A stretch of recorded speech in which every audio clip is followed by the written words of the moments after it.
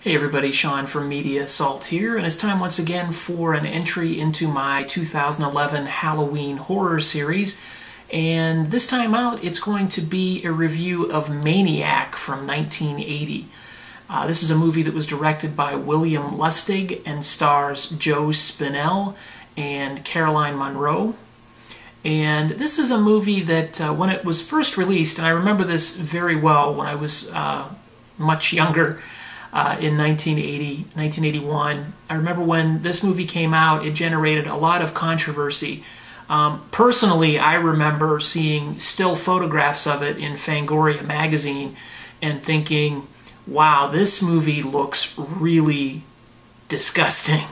And you have to remember this came out right on the heels of things like Friday the 13th and Halloween, and the slasher genre was just starting to really take off back then. And along came Maniac, which really doesn't do what the other slasher movies tended to do, which was sort of create these, I guess you could call them over-the-top personas for these killers like Michael Myers and Jason Voorhees, where the killer was sort of a celebrated character, I guess. You know, you would go to those movies and, as strange as it may sound, people would root for the killers and you know, look for these over-the-top kill scenes and whatnot. Maniac came into the picture and delivered a very realistic portrayal of a serial killer portrayed by Joe Spinell, and didn't try to make it into like a cartoon character almost. This was a very realistic portrayal of someone whose mental state is really going down the toilet, and he's driven to kill just because his brain is basically breaking down.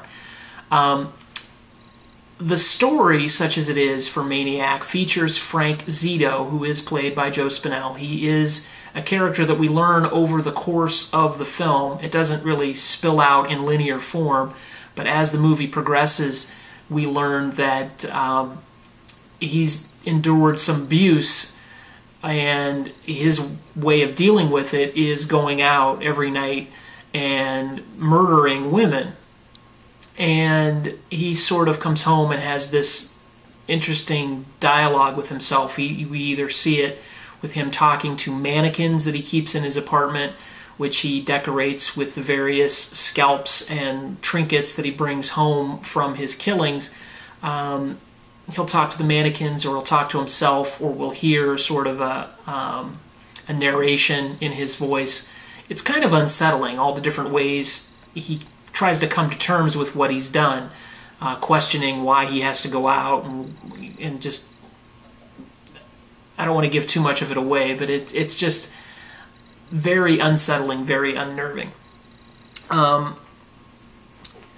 The kill sequences in this movie also garnered a lot of attention. Like I said, I saw the stills in Fangoria and thought they were pretty bad, and I was into horror back then as I am now.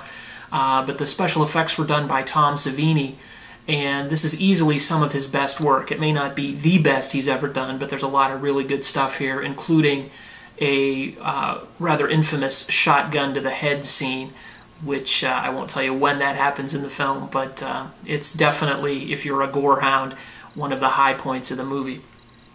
Also a high point in the movie is Joe Spinell's performance, which is really what elevates this movie from being just an excuse to string a bunch of gory scenes together into a really character-driven serial killer movie, which may sound kind of odd to say or to hear, but that's really what this is, and it is Spinell's performance that makes that possible. He is physically creepy looking, but there are many times where he looks directly into the camera while he's doing what he's doing, making faces, grunting, growling, heavy breathing, and that may not sound like acting, but the way that it comes across and the way that he carries it out, it's more than just grunting and heavy breathing and making animal noises. It's when it happens, how it happens, and what he does while he's on camera, which is most of the movie.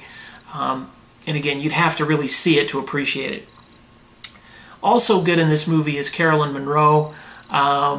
She is the I don't want to call her the romantic interest, but there is sort of a romantic, although brief, romantic angle in this movie, and she does what she can to make it as believable as possible. And it's, like I said, it's very brief, but she is very charming with the Frank Zito character, very charming with Joe Spinell. They would reunite later in a movie called The Last Horror Film in 1982, which I have not seen. So there is some definite chemistry there, as weird as that may sound.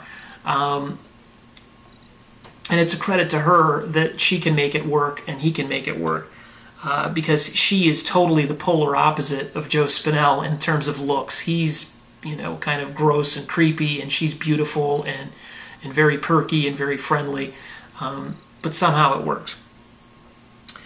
This is a movie, like I said, that is a character-driven serial killer movie, and this predates Henry, Portrait of a Serial Killer, which was made in 1986, even though it wasn't released till a little bit later. That movie has gone on to earn quite a bit of critical acclaim. It is a better made film, and the performance from Michael Rooker in that movie is, I would say, better than Joe Spinell in Maniac, but I would have to say that there must have been some influence on Henry, Portrait of a Serial Killer, from Maniac. WIlliam Lustig does a great job directing this movie. There are several key suspenseful scenes that work very well, most notably a subway scene, and again, I won't give anything away, but that is just a masterpiece of suspense.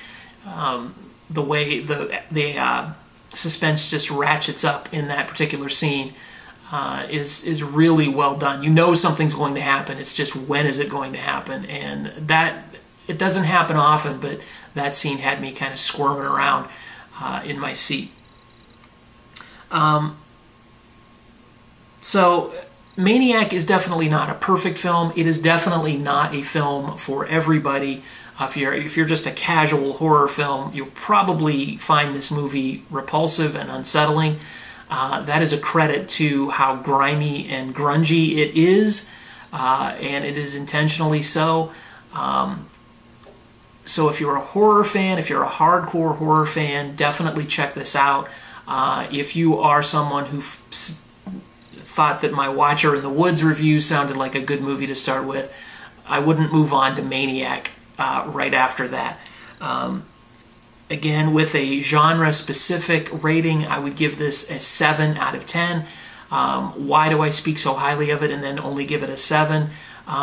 It is low budget, and they do a lot of good things with that budget, but a lot of the acting in this, even though it's a horror film, is just atrocious. Spinell is the high point. Carolyn Munro is just slightly below him, but everybody else in the movie, it looks like they just sort of walked on set and then was put in front of the camera.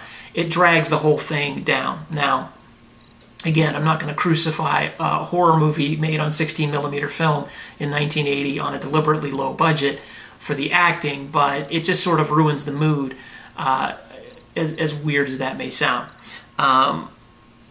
So it's definitely not perfect, but it is worth seeing, and it's definitely something that every hardcore horror fan should have in their collection, or at least see once. I don't know how rewatchable it is. I don't think I'll be watching it again anytime soon, but I enjoyed it. So that's my review of Maniac from 1980, and by all means, if you like this video or any of the other videos on my channel, please subscribe, and thanks again for watching. Take it easy.